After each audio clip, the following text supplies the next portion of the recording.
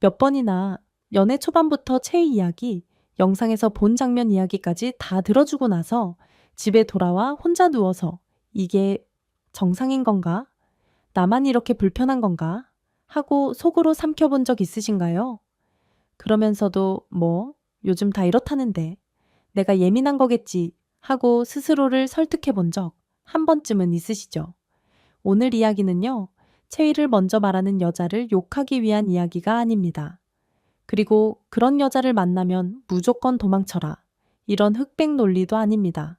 오히려 그 순간 내 안에서 울리는 작은 불편함, 작은 설렘, 작은 불안, 그 신호를 어떻게 읽어야 내 마음과 몸을 지킬 수 있는지 그 이야기입니다. 요즘 상담을 하다 보면요, 정말 많아요. 연애를 시작한 지 얼마 안 됐는데 여자 쪽에서 먼저 나 이런 체위 좋아해. 저번에 본 영상에서 이런 거 해보고 싶어. 이렇게 말하는 경우. 남자 입장에서는 솔직히 설레요. 우와, 나한테 이렇게 솔직하게 말해주다니 나 믿는구나. 이런 느낌도 있고 한편으론 근데 이 여자 괜찮은 걸까? 나만 좀 당황스러운 건가? 이런 양가 감정이 같이 올라옵니다. 반대로 여자분들 얘기를 들어보면 이렇게 말하는 본인도 마음이 편한 게 아니에요. 요즘은 다들 경험 많다는데 내가 너무 소극적으로 보이면 어떡하지? 말 안 하면 내가 지루한 사람 같을까봐 남자들이 이런 거 좋아한다니까 나도 어느 정도는 맞춰줘야 하지 않을까. 이런 불안, 비교의식, 뒤처질 것 같은 두려움이 그 말을 밀어올리는 경우가 정말 많습니다. 한국 사회는 성교육이 아주 부족합니다. 학교에서 제대로 배우지 못했어요. 집에서도 거의 얘기하지 않습니다. 그런데 손에 쥔 스마트폰만 열면 가장 자극적인 영상, 가장 극단적인 포르노 장면, 가장 선정적인 토크가 쏟아집니다. 이게 바로 정보의 역설이에요. 중요한 건 안 알려주고 자극적인 것만 넘쳐나는 시대. 그래서 관계의 본질보다 체위와 기술, 자극을 먼저 말하게 되는 구조가 만들어진 겁니다. 그러니 체위를 먼저 말하는 여자는 나쁜 여자라서 그런 게 아닐 수 있어요. 상처, 불안, 비교, 그리고 왜곡된 정보 속에서 살아온 결과일 수 있습니다. 오늘 이 시간을 끝까지 함께 하시면 이 여자는 피해야 한다, 혹은 이 여자는 잡아야 한다. 이런 단순한 결론이 아니라 이 신호를 어떻게 읽고 내 기준을 어떻게 세울 것인가를 분명하게 잡으실 수 있을 거예요. 그러니 끝까지 함께 해주세요. 정보는 힘입니다. 제대로 알고 나면 선택이 달라집니다. 이제 조금 더 깊이 들어가 볼게요. 우리가 체위, 자극, 포르노 이야기를 할 때 사실 뇌 안에서는 호르몬 대사 오류가 일어나고 있습니다. 조금 어려운 말 같지만 쉽게 풀어볼게요. 사람의 뇌에는 도파민이라는 보상 물질이 있습니다. 기분 좋을 때, 성취했을 때, 사랑받는다고 느낄 때 도파민이 나와요. 원래는 손을 잡고 설레는 것만으로도, 포옹만으로도, 눈을 바라보는 것만으로도 도파민이 충분히 나와야 합니다. 그런데 포르노나 아주 자극적인 성경험에 반복적으로 노출되면 이 회로가 재배선이 됩니다. 쉽게 말하면 입맛이 망가지는 거예요. 처음에는 평범한 음식으로도 맛있었는데 계속 고지방, 고당분, 엄청 짠 음식만 먹다 보면 나중에는 집밥이 싱겁게 느껴지죠. 뇌도 똑같아요. 평범한 스킨십, 천천히 쌓는 관계는 심심한 것처럼 느껴지고 더 강한 체위, 더 과한 장면, 더 자극적인 상황이 아니면 만족을 못 느끼게 되는 겁니다. 그래서 어떤 사람은 이런 착각에 빠져요. 우리가 계속 뜨거우려면 계속 새로운 체위, 새로운 자극을 시도해야 해. 이 정도는 해야 관계가 유지되지 않을까? 이게 바로 도파민 회로의 대사 오류입니다. 몸이 아니라 뇌가 그렇게 착각을 하는 거예요. 여기에 애착 불안이 섞이면 더 복잡해집니다. 정서적으로 불안정한 사람일수록 마음 깊은 곳에서 이런 생각을 해요.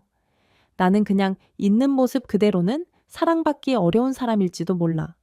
그러니까 뭔가 강렬한 걸 해야 상대가 나를 안 떠날 거야. 이때 어떤 사람은 성을, 체위를, 자극을 묶어두는 도구로 씁니다. 말로는 나 그냥 이런 거 좋아해 라고 하지만 속마음은 이렇게 강렬하게 연결되면 나를 쉽게 못 떠나겠지 하는 불안이 숨어 있는 거죠. 남자도 마찬가지입니다. 자신감이 부족할수록 나는 기술로 인정받아야 한다는 압박을 느껴요.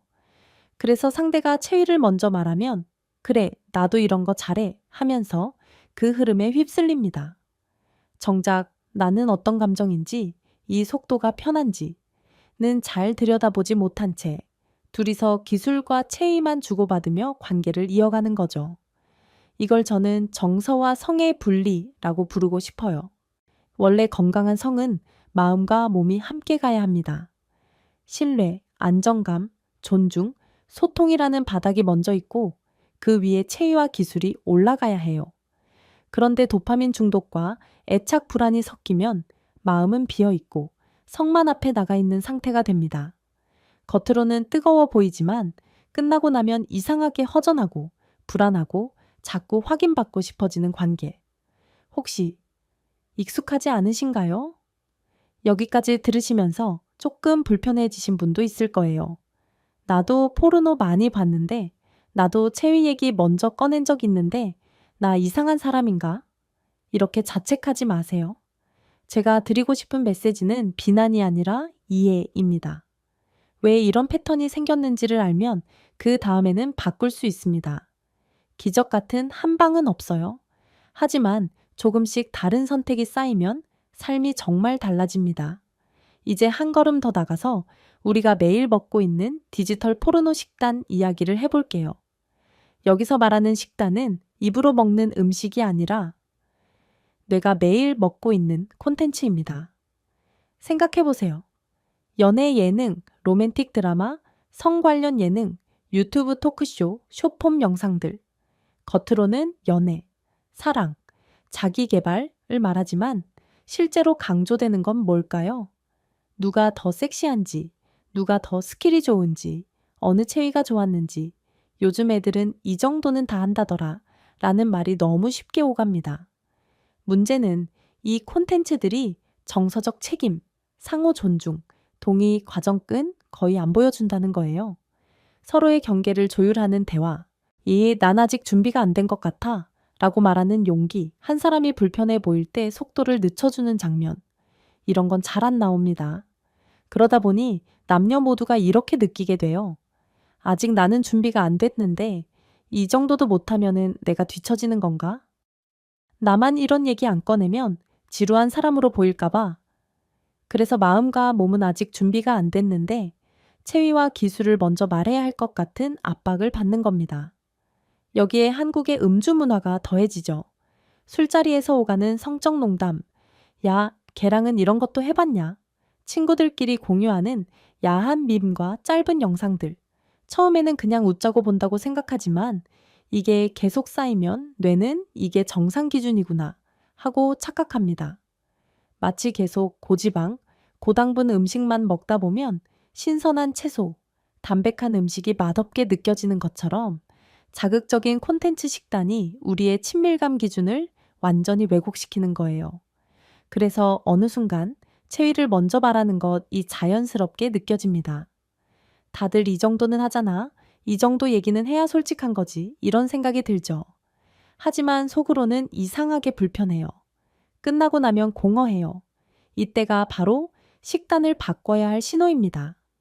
이제 몸과 마음의 구조를 조금 더 구체적으로 볼게요. 체위 이야기를 하기 전에 사실 우리 몸이 어떻게 생겼는지부터 알아야 합니다. 남성의 성기는요, 단순히 성능의 도구가 아닙니다. 뇌의 보상 시스템, 자율신경, 심혈관 기능과 다 연결된 하나의 회로예요. 쉽게 말하면 내 온몸의 혈관과 신경이 연결된 정교한 엔진입니다. 과도한 자극, 너무 잦은 체위 실험, 포르노에 맞춰 하는 자위, 이런 것들이 이 엔진을 계속 고회전으로 돌리는 겁니다. 차를 항상 최고 속도로만 밟으면 엔진이 빨리 닳죠. 남성의 몸도 마찬가지예요. 처음엔 괜찮아 보여도 어느 순간부터는 흥분이 잘 안 되거나 유지가 안 되거나 자꾸 더 강한 자극을 찾아야만 반응하는 상태가 됩니다. 이때 많은 남성분들이 자신을 탓해요. 내가 나이 들어서 그렇구나. 남자로서 문제가 있나? 하지만 그 전에 내가 내 몸을 얼마나 혹사시켰는지 돌아볼 필요가 있습니다. 여성의 몸은 또 다릅니다. 질, 골반저 근육, 자궁, 골반 주변 신경들이 정말 섬세한 악기처럼 조율되어야 합니다. 충분한 심리적 안정감, 충분한 애무, 충분한 윤활. 이게 다 맞아떨어져야 편안한 성관계가 가능해요. 그런데 준비되지 않은 상태에서 체위만 계속 바꾸고 강도만 올리면 어떻게 될까요? 통증이 생깁니다. 건조해집니다. 몸이 긴장합니다. 한두 번은 맞춰주려고 버텨요. 하지만 이게 반복되면 몸은 점점 성 아픈 것, 부담스러운 것으로 학습합니다. 결국 성에 대한 혐오감, 회피, 심지어는 트라우마까지 이어질 수 있어요. 심리적으로 건강한 성관계는 체위 화살표 쾌락의 직선이 아닙니다. 신뢰, 안정감, 존중, 소통이라는 넓은 토대 위에 체위와 기술이 올라가는 피라미드 구조예요. 바닥이 튼튼하면 위에 올라가는 체위는 다양해질 수 있습니다. 하지만 바닥이 약하면 이 아무리 자극적인 체위를 올려도 언젠가는 무너집니다. 그래서 어떤 여성이 체위를 먼저 말했을 때 그 말 자체를 평가하기보다 그 밑바닥에 있는 정서적 맥락을 읽어야 합니다. 이 사람은 나와 신뢰를 쌓으려 하는가, 아니면 불안을 달래려 하는가? 나와 속도를 맞추려 하는가, 아니면 나를 끌고 가려 하는가? 이걸 보는 게 훨씬 중요합니다. 그러면 이제 구체적으로 무엇을 멈춰야 할지 이야기해 볼게요. 저는 이걸 1단계 디톡스라고 부르고 싶어요. 먼저 빼야 그 다음에 채울 수 있습니다. 첫째, 상대가 체위를 먼저 말했을 때 내 마음은 제쳐두고 자동으로 맞춰주는 패턴을 멈추셔야 합니다. 그래야 남자다워 보이니까, 그래야 여자로 인정받으니까 이런 생각이 올라올 수 있어요.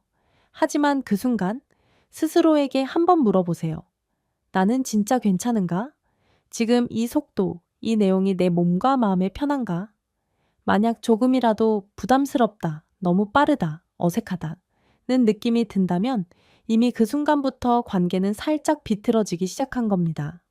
좋아서가 아니라 무서워서 버려질까봐, 미움받을까봐 맞춰주는 성관계는 디톡스가 필요합니다.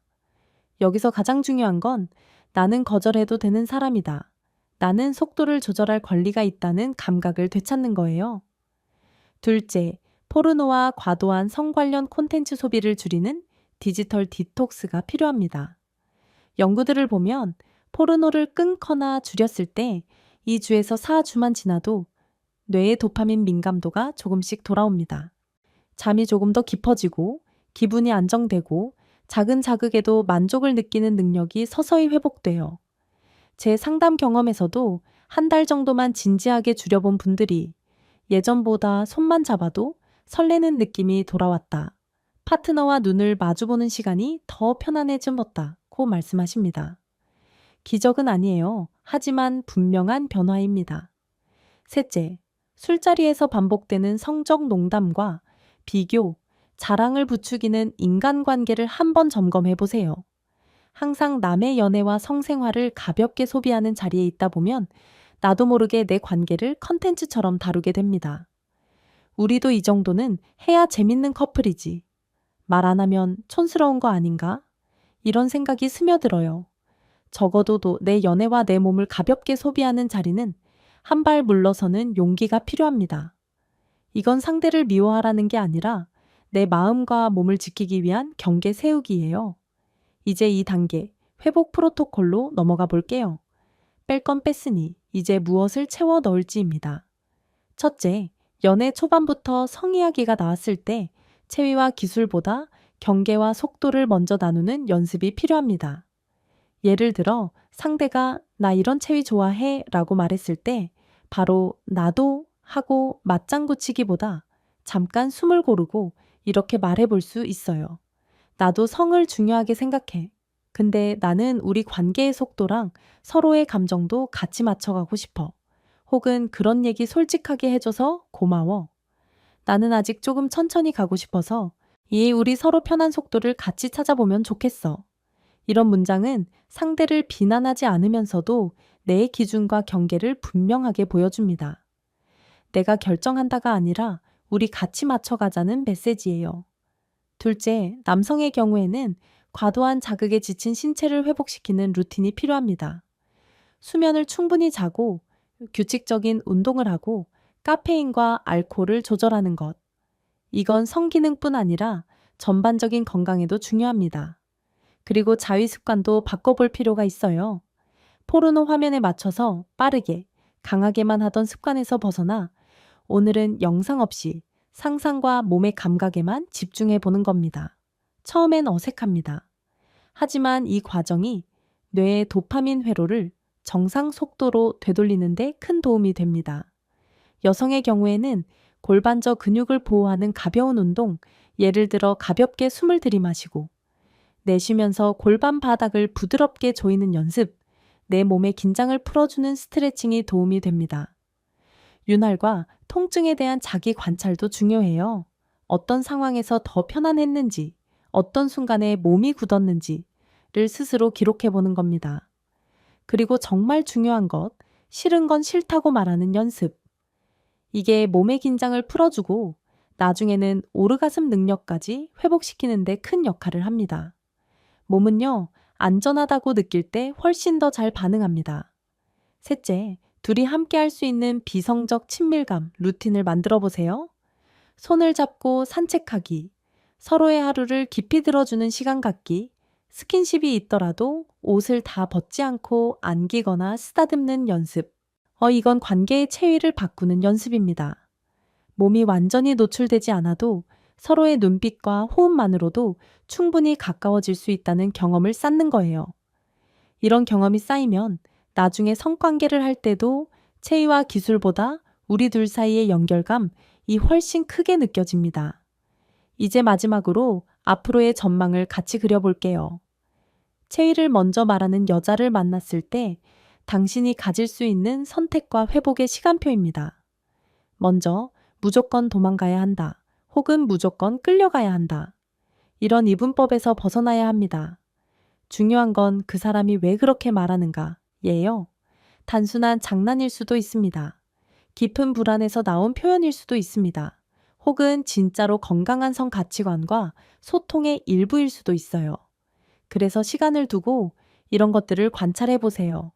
체위 이야기를 하면서도 나의 감정과 경계를 존중해 주는가? 너는 어때? 너는 편해? 라고 물어봐 주는가? 성 말고도 다른 주제로 깊게 연결되는 시간이 있는가? 함께 웃고 울고 서로의 삶을 나누는 순간들이 충분한가? 술이나 자극적인 상황이 아닌 맑은 정신에서도 비슷한 태도를 유지하는가? 이런 체크포인트들이 그 사람의 정서적 맥락을 보여줍니다.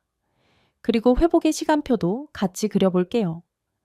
디지털 관계 디톡스를 시작하면 보통 몇 주 안에 수면과 기분이 조금씩 좋아집니다. 자극적인 콘텐츠를 줄이고 내 몸에 신의 귀 기울이기 시작하면 몇 달 안에 성에 대한 압박감이 서서히 줄어들어요. 나도 저렇게 해야 하나? 라는 불안 대신 나는 이렇게 하고 싶다. 는 기준이 조금씩 생깁니다. 6개월에서 1년 사이에는 체위와 기술이 아니라 서로의 눈빛과 호흡만으로도 충분히 만족을 느낄 수 있는 새로운 기준이 자리 잡을 수 있습니다.